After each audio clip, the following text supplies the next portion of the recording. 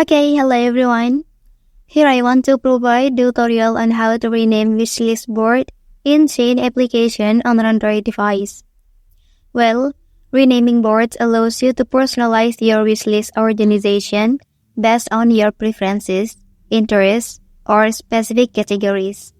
You can create boards names that are meaningful to you and reflect the types of item you are saving. So let's go to the tutorial. Okay, firstly open Shein application.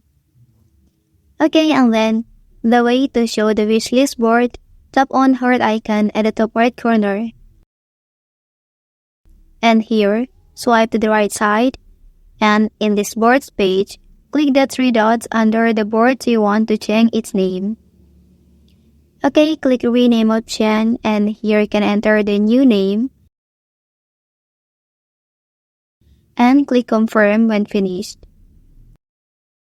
Okay, that's the tutorial on how to rename wishlist board in Shein application on an Android device. If you are helped by this video, don't forget to like and subscribe to get other information from this channel. Thank you.